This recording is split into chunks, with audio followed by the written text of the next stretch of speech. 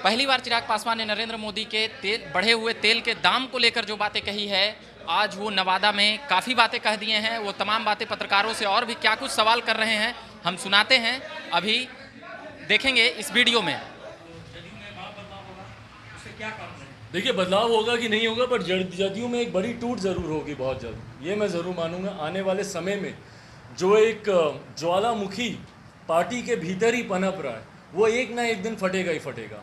और जिस तरीके से उनके आपस में नेताओं के बीच में ही एक रंजिश चल रही है, ये आप आने वाले दिनों में देखेंगे कि पार्टी में जनता दल यूनाइटेड में आप देखेंगे एक बहुत बड़ी टूट होगी। अब वो राष्ट्रीय अध्यक्ष किसको बनाते हैं नहीं बनाते हैं, ये पूरी तरीके से जनता दल यूनाइटेड का अपना इंटरनल मैटर है, उसमें मेरी तरफ से कोई टिप्पणी नहीं। जिसको भी वो बनाए, बस वो पार्टी को संभाल ले, क्योंकि मौजूदा परिस्थिति में तो उनके नेता कौन क्या डिसीजन ले रहा है नहीं ले रहा है, ये ना उनके अध्यक्ष को पता होता है, ना उनके मुख्यमंत्री को पता होता है, ना उनके बाकी नेताओं को पता होता है।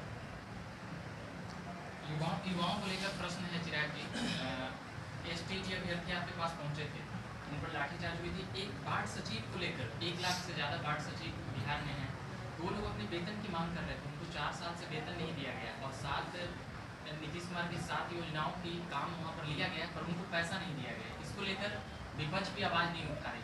भाई आप मुझे बताएं ना, कोई एक विभाग मुझे बता दें जहाँ पे अनियमितता नहीं हो, एक विभाग बता दें, भले वो स्टूडेंट्स को लेकर हो, टीचर्स को लेकर हो, कहीं पे भर्ती को लेकर हो, किसी विभाग में निकली हुई भर्तियों को लेकर हो जहाँ पे अनियमितता नहीं बरती जा रही।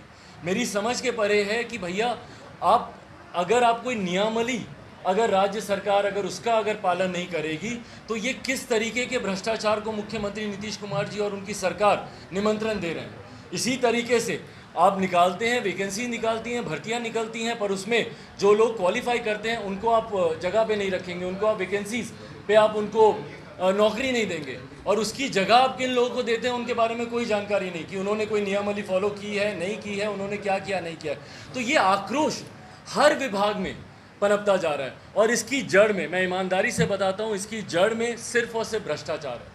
मुख्यमंत्री नीतीश कुमार जो कहते हैं कि उनका जीरो टॉलरेंस है करप्शन के खिलाफ, जिस 7 निश्चय योजना का आपने जिक्र किया, मैं पूरे दावे के साथ कहता हूं कि आने वाले समय में इतिहास बताएगा कि 7 निश्चय बिहार के इतिहास की सबसे बड़ी भ्रष्टाचार की योजना होगी। इसमें नल जल हो, नली गली हो, जितनी भी इनकी 7 निश्चय की योजना है, जगह जगह आप देख लीजिए सड़कें खुद ही पड़ी हैं, उसको कोई मरम्मत करने वाला नहीं है, पाइप फटे पड़े हैं, टैंकियां टूटी पड़ी हैं, पर मुख्यमंत्री नीतीश कुमार का ध्यान उस तरफ नहीं जाता।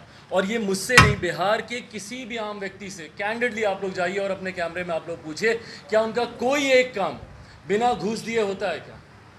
बिना घूस दिए एक सरकारी काम बिहार में नहीं होता है।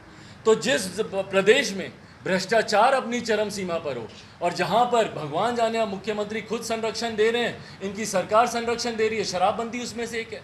तस्करों को आपने इतना पैदा कर दिया, तस्करी जिस तरीके से हो रही है, किसको नहीं पता भैया? शासन प्रशासन सबको पता है कि किस गांव में कहां पे शराब बिक रही है। अब तो होम डिलीवरी तक हो रही है। अब ये मुख्यमंत्री के संरक्षण में हो रही है या सरकार के संरक्षण में हो रही है, पर हकीकत ये है कि इनकी नाक के तले इतना भ्रष्टाचार हो रहा है, और मुख्यमंत्री बोलते हैं कि इनका जीरो टॉलरेंस है करप्शन के खिलाफ। आशीर्वाद यात्रा का अनुभव बताइए, थका देने वाला क्वेश्चन। भाई आप मेरे हालात से ही देख रहे हैं, अभी आधा दिन नहीं बीता है, आपको मेरा हालात बढ़ा, इसमें थकावट नहीं है, इतना मैं ज़रूर बोलूँगा। ये जोश है, और जिस तरीके से ये जोश मेरे युवा साथी मेरे मनोबल को बढ़ा रहे हैं। आप सब जान रहे हैं, मैंने इस यात्रा की शुरुआत जिस परिस्थिति में की थी, एक तरफ जहां मैंने अपने पिता को खोया था, वहीं दूसरी तरफ परिवार के कुछ सदस्यों की तरफ से जो मुझे धोखा दिया गया था। ऐसे में इन युवाओं के साथ ने जो मेरा मनोबल बढ़ाया है, जो मेरा विश्वास बढ़ाया है, और इसीलिए मैं बोल रहा हूँ आने वाले समय में आप देखेंगे लोक जनशक्ति पार्टी एक बड़ी ताकत होगी। और अगले जो बिहार में मध्यवर्ती चुनाव होंगे, उसके बाद जो परिणाम आएंगे, उस सरकार में लोक जनशक्ति पार्टी की सरकार बनाने में एक अहम भूमिका होगी, ये विश्वास के साथ। महंगाई बहुत ज़्यादा बढ़ गई और आप मोदी सरकार पे आलोचना नहीं करते हैं, केवल नीतीश कुमार पर। भाई मैं हर गलत चीज़ की मैं आलोचना करता हूँ, 110 रुपये तेल, मैं हर गलत चीज़ की मैं आलोचना करता हूँ। मैं शायद एकमात्र था जो कि सरकार में रहते हुए भी 2016-17 में जब डिमोनेटाइजेशन जब आया था, मैं सरकार में रहते हुए मैंने उसकी आलोचना मैंने की थी। भूमि अधिग्रहण कानून की मैंने आलोचना की थी, और उसी तरीके से पूरी प्रमुखता से और पूरे दमखम के साथ मैं इस बात की भी आलोचना करता हूं कि जिस तरीके से महंगाई बढ़ती जा रही है, जिस तरीके से पेट्रोल डीजल के दाम, और पेट्रोल डीजल के दाम सिर्फ पेट्रोल डीजल तक ही सीमित नहीं रहते, ट्रांसपोर्टेशन कॉस्ट बढ़ जाती है, जिसकी वजह से आम वस्तुओं की चीज़ें भी बढ़ने लगती हैं, उसकी भी महंगाई बढ़ने लगती है। मैं आग्रह करूंगा, मैं मांग करता हूं सरकार से कि इसके ऊपर जल्द से जल्द उनको मंथन करने की ज़रूरत है, कैसे पेट्रोल डीजल के दाम को नियंत्रित किया जाए।